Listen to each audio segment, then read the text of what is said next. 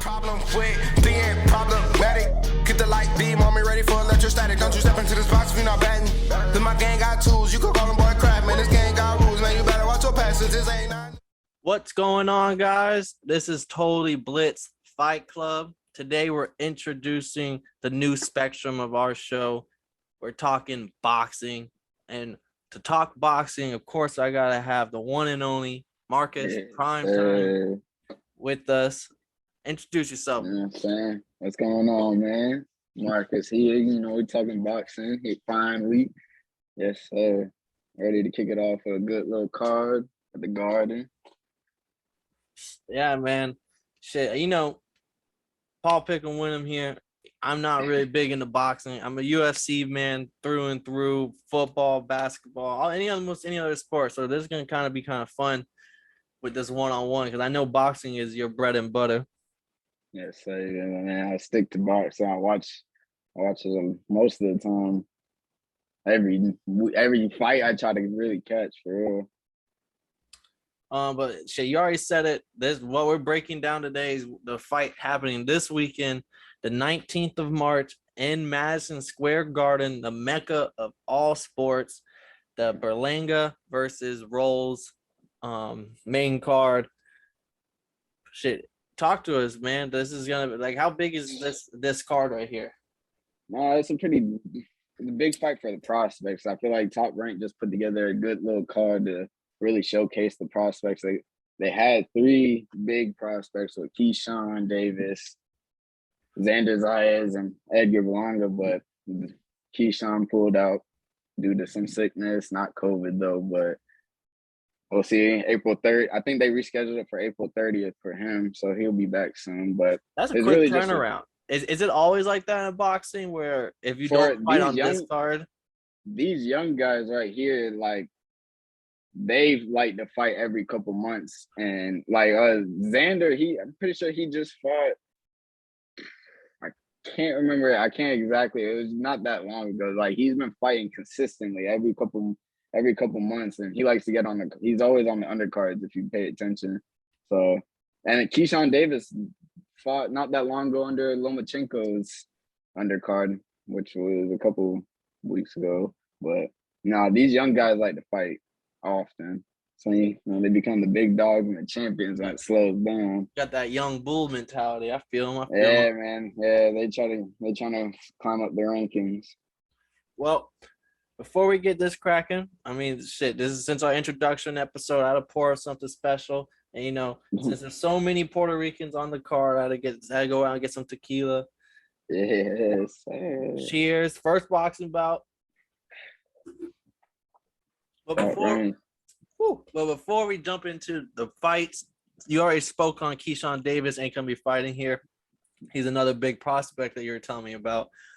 Yes, since we're not gonna be able to get to see him fight, just give me a quick breakdown, like who he is, like why he's a prospect in the spot he is, and just why we should keep an eye out for him. He's been a big amateur, but I didn't know him until once I went to the Canelo fight last year, and he was on the undercard, and I was just watching the undercard, sipping my drink. And then I hear that it's his professional debut. So I'm like, and he came out in a Dolphins jersey, actually. Oh, I already like him already. Yeah, it was in the Miami Stadium, and he came out in a Dolphins jersey, and I was like, okay, professional debut. And that's when I started to search him up. But, man, he's a super talent, like generational. Like, he could be a generational talent. I think in the next, 2-3 years, you're going to hear him a lot more. And the people he be working with in his camps, Terrence Crawford, Shakur Stevenson, he's with big time guys and consistently training with these top notch camps. So he's really gonna be something special. And I think pound for pound talks in the next couple of years. But he's still young. He's only in his fifth fight. So he'll fight soon. So maybe in another year or so, can be talking title contender, but right now, he just got to keep improving his skills, but he's definitely different, for real. And I want y'all to keep a note of that name, because Marcus is somebody where he sees them while they're still in the trenches, and he sees the talent. Yeah, that's how I found Teofimo. I remember watching That's why I like to watch boxing undercards sometimes, because you do find guys where you're like, wow, you can tell they're different, and then you just follow their careers, and it's crazy. I remember watching Teofimo and when he was still young, fighting on the undercards, and then he became a world champ and unified champ. So Something special. it's cool to watch it's cool to see their careers go out like that. And I think Keyshawn's gonna be a big one. I've been big on him. I tell all my homeboys the same thing. Watch Keyshawn. I was even trying to find the craziest streams online for the Olympics to watch his matches in the Olympics. Oh, he went into the Olympics. How did he do in the Olympics?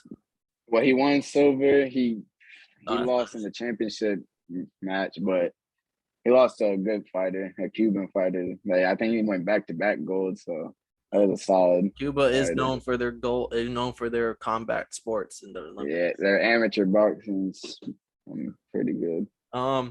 But yeah, no, I think that's pretty good breakdown. I know definitely I'm gonna keep an eye on Keyshawn Davis. I already fuck with boy. Got a Dolphins jersey in your pro debut. Mm-hmm. Yeah, that's my type of fighter. And you say he's generational talent. I can root for a winner easy. But the first, oh my bad. I was just gonna say our first fight that's on the. I'm not too sure because I'm used to UFC lingo, but like the first main card, I guess. Yeah. Pay-per-view. What's gonna be showed on television, ESPN Plus. You got the John Bouza versus Tony Lightning Lewis.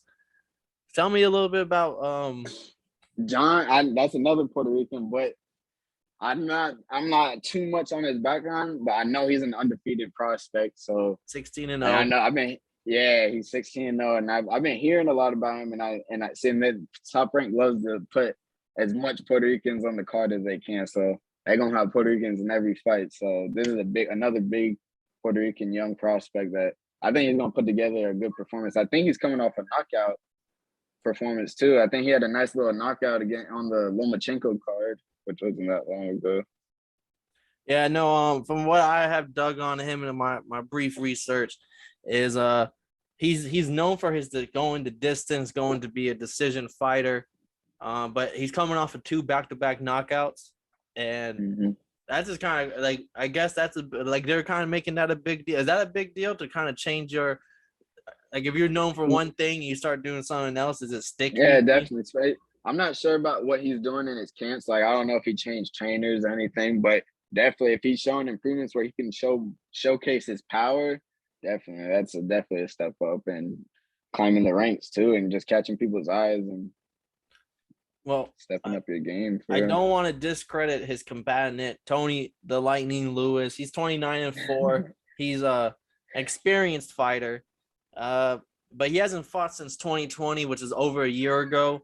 Is ring rust a real thing in boxing? I know UFC, it's huge. Is boxing, is that, if you have a year off, is that really gonna make a difference? Definitely, yeah, definitely. And depending on his camp length and how much, and did he go into camp in shape? Did he have to go through a fat camp? Like, did he have to get ready to go to camp? You know what I mean? So, like, depending on how he went about that, definitely ring rust is a thing, though. That's why a lot of boxers, it's better to, like, these other young prospects like Keyshawn and Xander, they're fighting consistently. It's almost as much big cards as Top Rank puts on, they're usually on the undercard. So it's a year. I mean, it's not, but 2020, that was a minute ago, honestly. So we're gonna see. Honestly, I think he's just gonna be put in front of him to get put down, honestly.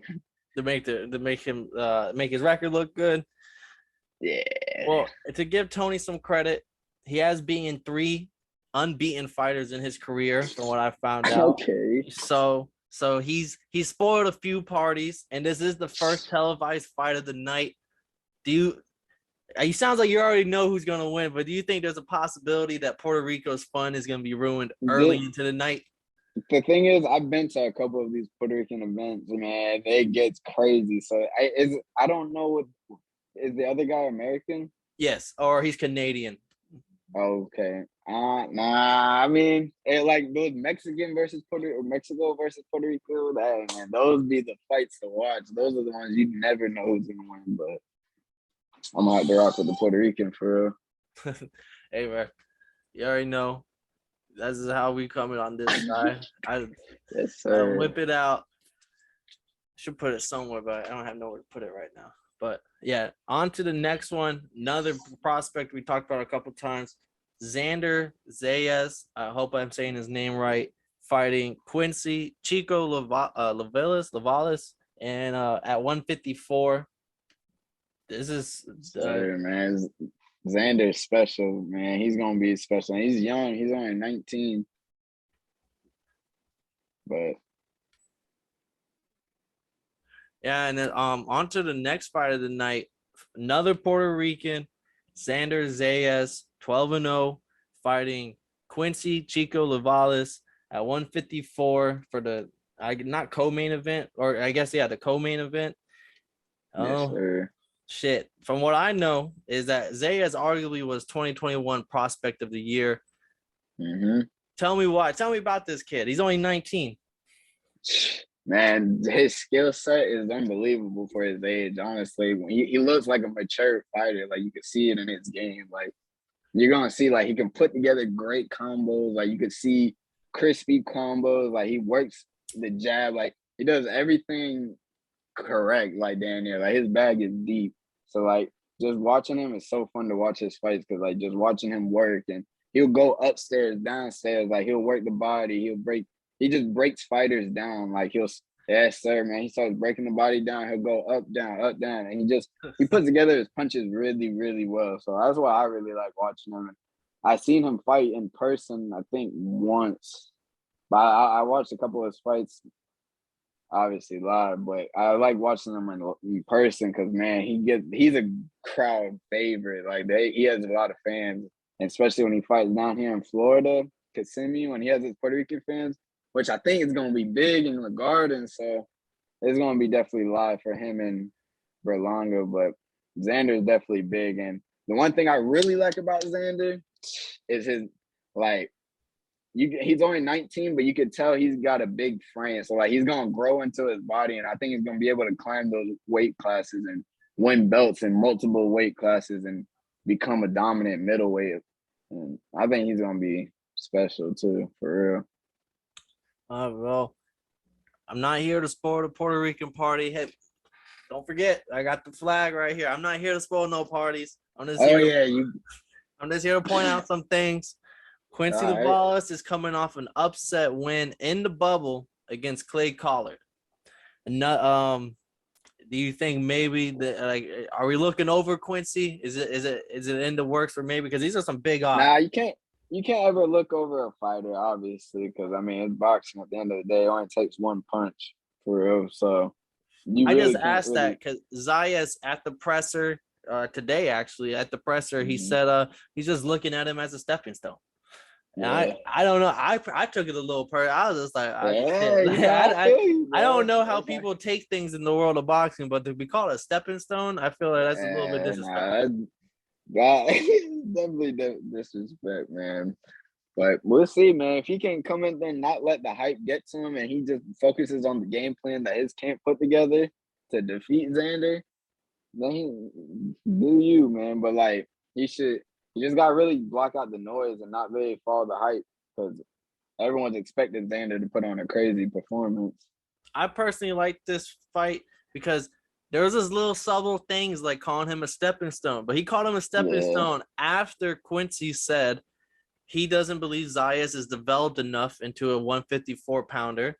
And he believes there's a difference level that Zayas has never seen before yet. And, like, he's going to show it. That is one thing I will say, that, like, will his power carry on? And, like, is he still, like, because he's only 19, 20 years old. So, like, I wouldn't say he really has that man strength that yet. Grown man strength ain't there yet. Yeah, exactly. Like, so, like, he still has pop to his punches, you can tell, but that's what I think of. Like, over the years, he's still a couple of years away from becoming a title contender. He's still very young in his career, but if he can just keep putting together good performances, he'll definitely be on his way. Yeah, and the next fight, the main event, Puerto Rican Edgar Berlanga, chosen one, 18-0, versus Steve Rolls, 21-1 from Canada. This is a fight at 168. How do you I mean, I know you've personally seen Berlanga in person, so just tell me how you feel about him as a prospect and going forward. And I got to see two. All right, so he started his career with a 16-0 knockout, first round knockout streak. So no matter honestly who you're fighting, that's still pretty impressive for what it's worth. So 16 straight first round knockouts, and I got to see two of those. And he's a crowd favorite. He gets the crowd jumping, everyone's screaming, and you can just tell it's powerful. His punches are powerful, but man, I seen his first struggle. His 17th fight was his first fight where you seen the struggle. I wouldn't say struggle, but he went the distance and that. No, he didn't. He knocked them down. Or he knocked them out in the late rounds. It went to decision. It went to unanimous. I think the last fight did, but I think the one I went to, his 17th one, the one before that one. Oh, it was his first one where it broke the first round streak knockout. Like, it broke the streak. So like everyone was screaming in the first round. Everyone had their cameras out. Everyone couldn't stop going crazy in the first round. And then he ended up knocking him out, but his last fight he actually got knocked down. And I think he was floored. I can't remember which round it was, but he was floored, and he just showed he doesn't really protect his chin too much. Like he takes shots kind of easily. I wouldn't say easily, but no, I know you're saying he takes those shots. It's not polished yet. He definitely. I did hear though. I'm not. I don't know if you heard this, but Berlanga in that last fight, he tore his bicep in the second round or third round, and he just kept powering through. And he does attest that to why some of the later round issues were occurring, but he still powered through it to get the win. That's definitely because I remember I think he got surgery right after the fight, and I think this is his first fight back. So I think he's going to put together a big performance. Honestly, I think I'm predicting the mid-round stoppage for Berlanga because I think he's going to get back on track because his last two fights. Doctor stoppage or corner throws it in or. No, I think it's going to be a knockout style. Knockout. Okay, that's what I thought, but I didn't know for sure if that was in the same. When you said stoppage, it sounded kind of technical. No. I think he's gonna knock him out in like mid to late rounds, maybe like 4 to 8, maybe. I do think Steve Rose is gonna come out strong in the first 2 rounds, maybe, because he did come out strong. If you go back to the Triple G fight, his only loss, and he came out strong in the first round, and he was tagging a Triple G a couple times, but obviously Triple G's him. He's Triple G. He ended up doing his thing, so. And that's his only loss is getting knocked out by Triple G. So this is definitely a big step up resume. Fight. It's really not. So definitely a big step up for Berlanga. And I feel like, and he's main eventing. So this is like his moment to really shine at the Garden too. I will point out though, Berlanga is 24 years of age as of right now, whereas Steve Rose is 37 and 11 months. So he is basically 38. Is age a big factor? Like, honestly, I think age is always a big factor because your chin and your speed, it starts the wear and tear. Yeah, definitely the wear and tear. And I would say his feet, like his legs won't be there. I feel like his legs won't be there as much. Like he won't be on his horse. And like he won't be able to step around Edgar. I just feel like he won't be moving too much because of that age. I feel like it's going to catch up and he's going to end up just sitting in front of Edgar, and that's not good to sit in front of Berlanga because he's just going to dominate that left hook and that right down the middle. So, well, with Berlanga, do you believe, like, what do you think? Do you think he deserves a title shot? If not after this, the next 2 fights maybe? Like, because he is ranked 6th in WBO, ranked 13th in WBA. I'm not too sure how boxing works compared to the UFC, but if this is a test fight, is this 2 fights away? I wouldn't say it depends. It all depends on what his performance looks like at the end of the night. But I wouldn't say only because Canelo is holding all those belts at 168. Ooh, that's a mean motherfucker right there. Yeah. So unless he vacates those, or I don't see him fighting Canelo soon. Maybe in the next couple of years he could fight Canelo, but I don't think he's gonna fight for a belt just because of the division he's in, but I think he's gonna fight better competition after. Like, I think the next 2-3 fights he can start fighting like former champions, maybe and looking at to fighting David Benavidez, Caleb Plant. The 168 division is pretty deep. They just don't fight each other. That's the problem with the 168. They all sit But on their ranking. yeah, so that's the only problem. But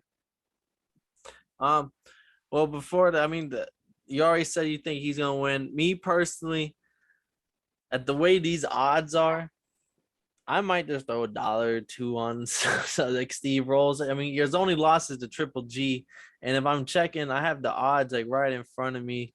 I can put $10 on Steve Rolls, and I'm making $77 back. So even if I lose, it's only $10. But I wouldn't be mad. Like, I just think this is a good test for Berlanga. He's like, I just think Steve Rolls might have. I don't know. It's just my gut talking. Do not anyone listening right now. Do not listen to me with your money.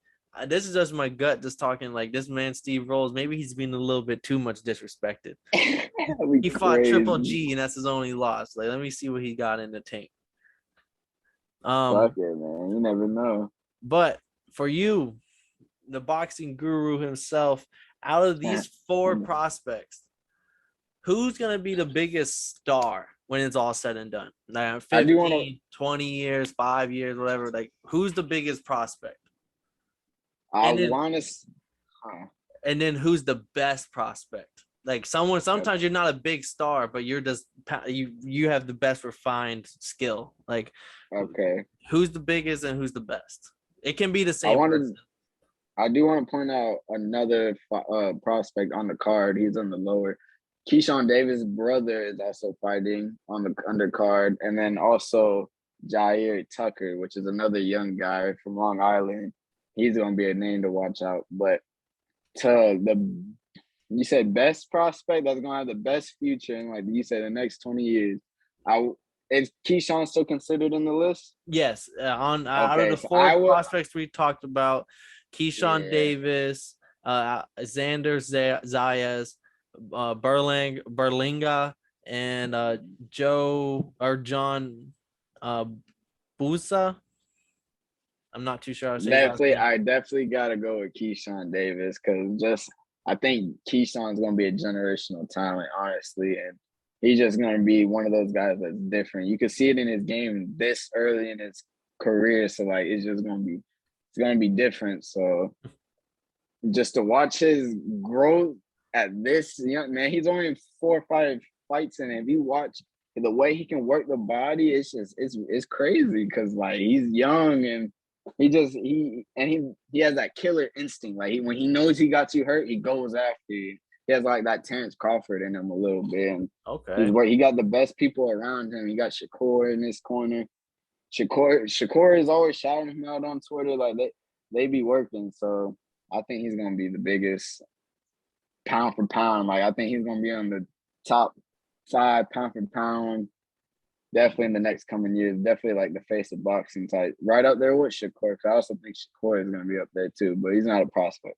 Oh, all right, that sounds nice. And yeah, shout out Jair Tucker. He's facing Tracy McGruder, who's 6-1 himself.